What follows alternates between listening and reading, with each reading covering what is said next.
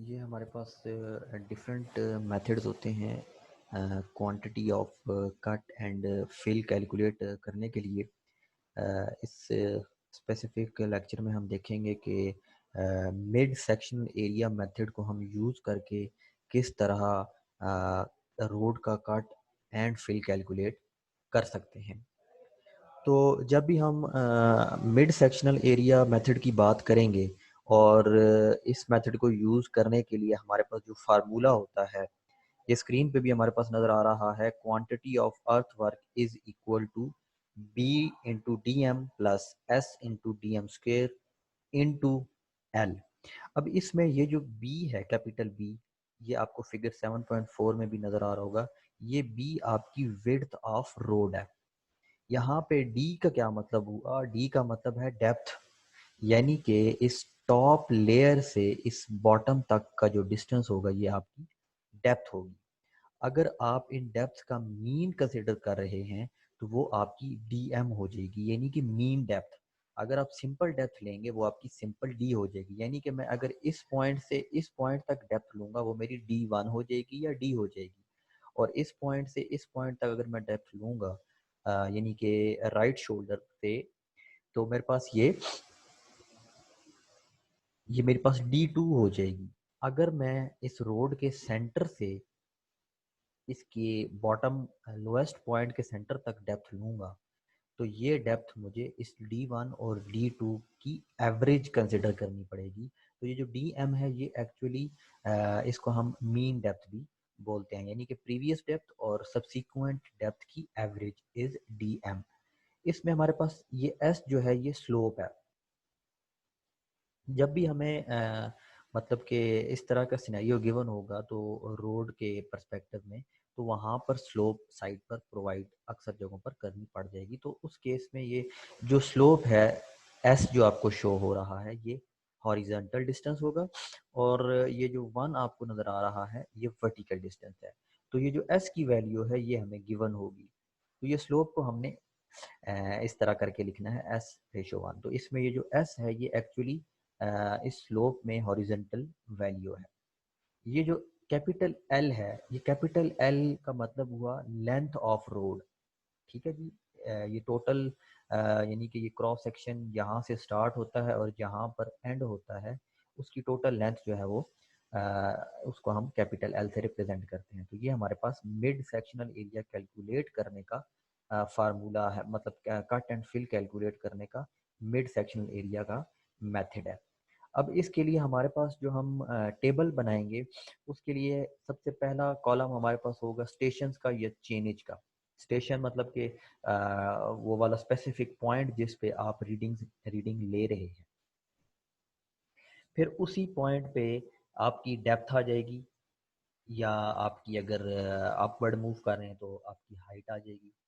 फिर इसको हम ऐसे स्मॉल डी से भी रिप्रेजेंट करते हैं, ये ऊपर जो मैंने आपको बताई है चीज़। फिर इसकी जब आप एवरेज लेंगे उसको हम मीन डेप्थ बोलते हैं, वो DM हो जाएगी। फिर आपका एरिया किस तरह आ जाएगा? सिंपल, आपने इस डेप्थ को इस ये जो आपकी मीन डेप्थ होगी इसको आप कैपिटल B यानी कि विड्थ ऑफ द रोड है उसके साथ मल्टीप्लाई कर देंगे तो आपके पास ये सेंट्रल एरिया का सेंट्रल पोर्शन का एरिया आ जाएगा। फिर हमने साइड्स का जो एरिया है वो भी कैलकुलेट करना है। तो उसके लिए हम करेंगे क्या? जो साइड का एरिया है उसको कैलकुलेट करने के लिए S into D square. S का मतलब है स्लोप और डी का मतलब है ये जो आप मीन डेप्थ निकालते आ रहे हैं इसका स्क्वेयर। तो उन दोनों क्वांटिटीज को मल्टीप्लाई करेंगे तो हमारे पास इस वाले एरिया साइड का एरिया आ जाएगा। फिर हमने क्या करना है कि ये वाला जो एरिया कैलकुलेट किया है B इंटू डी से, इसको S इंटू डी स्क्वेयर वाले एरिया में ऐड कर देना है। तो हमारे पास ये वाला इस फार्मूले का पार्ट 1 इसकी वैल्यू आ गई। फिर हमारे पास जो लेंथ बिटवीन स्टेशन होंगे, यानी कि यहाँ पर जो स्टेशन आपको गिवन होंगे उनके दरमियान का डिस्टेंस वो आपने यहाँ पर लिख लेना है। और फाइनली क्वांटिटी आपने किस तरह कैलकुलेट करनी है, वो आपने सिंपल इस लेंथ को इस टोटल क्रॉस सेक्शनल एरिया के साथ आपने मल्टीप्लाई कर देना है। एक एग्जांपल हम देख लेते हैं। ये हमारे पास एक एग्जांपल है, इसमें हमें बताया गया है कि reduce level of a ground along the centre line of a propose road from chainage 10 to chainage 20। अब ये जो चेनेज है ये बेसिकली आपका स्टेशन नंबर है, यानी कि स्टेशन नंबर 10 से स्टेशन नंबर 20 तक आपको डिफरेंट रिड्यूस लेवल्स गिवन है। फॉर्मेशन लेवल, ये जिसको हम प्रपोज्ड ग्राउंड लेवल भी बोलते हैं, या जो वो डिज़ाइनर आपको प्रोवाइड करेगा, ये वो वाला लेवल है जिसको हम पीजीएल भी बोलते हैं। तो ये फॉर्मेशन लेवल जो है स्टेशन नंबर 10 पे वो 107 मीटर उसने दे दिया है। फिर उसने क्या कहा है कि road is in downward gradient of 1 in 150 up to change 14, के स्टेशन 14 तक जो आपकी स्लोप है वो 1 इन 150 डाउनवर्ड है, यानी कि डिक्रीजिंग है। फिर आपका ग्रेड चेंज होता है और वो होता है 1 इन 100 डाउनवर्ड। 14 स्टेशन से ऑनवर्ड 20 स्टेशन तक जो ग्रेड की वैल्यू है वो 1 इन 100 डाउनवर्ड तस्वर होगी। फिर फॉर्मेशन विड्थ, यानी कि टोटल विड्थ ऑफ रोड जो है वो 10 मीटर्स है। साइड स्लोप्स आपको गिवन है 2:1। अब इसमें जो हमारे पास एस की वैल्यू है वो 2 है। और length of chain is 30 metre, यानी कि हमारे पास स्पेसिफिक रोड के जो टोटल लेंथ है वो 30 मीटर होगी। हमने कट एंड फिल निकालना है इस क्रॉस सेक्शन का। अब इस स्पेसिफिक न्यूमेरिकल में हमें ये वाला जो डाटा है ये गिवन है, ठीक है। ये जो टॉप पे हमें नज़र आ रहा है ये वाला डाटा गिवन है। फिर इसमें हमारे पास ये वाला सारा डाटा अभी अननोन है। मैं अगेन एक टेबल पर आता हूँ। अब इस टेबल में मुझे इस न्यूमेरिकल में चेनेज गिवन है, आप देख सकते हैं 10 से 20 तक। इन तमाम चेनेज के सामने मुझे इनका ग्राउंड लेवल या नेचुरल सरफेस लेवल गिवन होगा, गिवन है। मुझे सिर्फ चेनेज 10 का पीजीएल की वैल्यू गिवन है, बाकी ये जितनी भी नीचे की वैल्यूज हैं 11 स्टेशन से 20 स्टेशन तक ये तमाम अननोन है, ये मैंने कैलकुलेट करनी है। फिर उसके बाद जितना भी कॉलम की वैल्यूज आएंगी वो सारी मैंने कैलकुलेट करनी है, वो जो टेबल मैंने आपको दिखाया है। तो सबसे पहले हम क्या करेंगे, ये जो नोन वैल्यू है चेनेज 10 पे 107 ये मुझे गिवन है न्यूमेरिकल में। चेनेज 11 से 20 तक जितनी भी पीजीएल की वैल्यू है ये सारी अननोन है। तो मैं सबसे पहले करूंगा क्या कि मुझे दो स्लोप्स गिवन है, यानी कि चेनेज 10 से चेनेज 14 तक मेरी स्लोप होगी 1 इन 150। तो मैं इस 1 इन 150 को 30 मीटर्स के हिसाब से मैं डिस्ट्रीब्यूट कर दूंगा। तो मैंने किया क्या, 1 डिवाइडेड बाय 150 इंटू 30 मीटर्स, तो मेरे पास आंसर आया 0.2। अब इस 0.2 की वैल्यू को मैं स्टेशन 11 से स्टेशन 14 तक जो पीजीएल कैलकुलेट करूंगा वो मैं माइनस करूंगा। तो कैसे माइनस करूंगा, चेनेज 11 पर मैं क्या करूंगा, प्रीवियस चेनेज की जो पीजीएल थी उसमें से मैंने ये स्लोप की वैल्यू जब माइनस की जो कि 0.2 थी, मेरे पास चेनेज 11 की पीजीएल वैल्यू आ गई 106.8। अगेन मैंने इस 106.8 में से दोबारा, क्योंकि स्लोप सेम है, 0.2 माइनस किया तो मेरे पास 106.6 आ गया। जब मैं चेनेज 13 पर जाऊंगा, अगेन स्लोप 1 इन 150 है, सेम है, डाउनवर्ड स्लोप है। तो मैं क्या करूंगा, 106.6 में से दोबारा 0.2 माइनस करूंगा तो चेनेज 13 का जो पीजीएल लेवल होगा 106.4 वो आ जाएगा। फिर मैं चेनेज 14 पर जाऊंगा, अगेन मेरे पास स्लोप सेम रहेगी 1 इन 150 डाउनवर्ड। तो मैंने क्या किया, 106.4 में से 0.2 माइनस किया तो मेरे पास आंसर आया 106.2 मीटर्स। अब आप नोट करेंगे चेनेज 15 से चेनेज 20 तक मुझे जो स्लोप थी वो गिवन थी 1 इन 100 डाउनवर्ड। तो मैंने इस स्लोप को क्या किया, अगेन 1 इन 100 इंटू 30 किया तो मेरे पास आंसर आया 0.3। अब चेनेज 15 से चेनेज 20 तक जितनी भी पीजीएल की वैल्यूज होंगी उसमें से मैं 0.3 माइनस करता जाऊंगा। तो चेनेज 15 पे जब मैं देखूंगा, चेनेज 14 की वैल्यू थी 106.3 106.2, इसमें से जब मैं ये नई स्लोप की वैल्यू जो कि 0.3 है ये माइनस करूंगा तो मेरे पास आंसर आता है 105.9। चेनेज 16 में क्या किया, 105.9 -0.3 किया तो 10.6। अगेन इसमें से मैंने 0.3 माइनस किया तो चेन एज 17 का पीजीएल आ गया। चेन एज 18 के लिए दोबारा 0.3 माइनस किया तो इसका पीजीएल आ गया। चेन एज 19 के लिए भी 0.3 माइनस किया और चेन एज 20 के लिए भी मैंने 0.3 जब इसमें से माइनस किया तो मेरे पास ये आंसर आया 104.4। ये 104.4 आता है। इसको ज़रा करेक्ट कर लें, 104.4।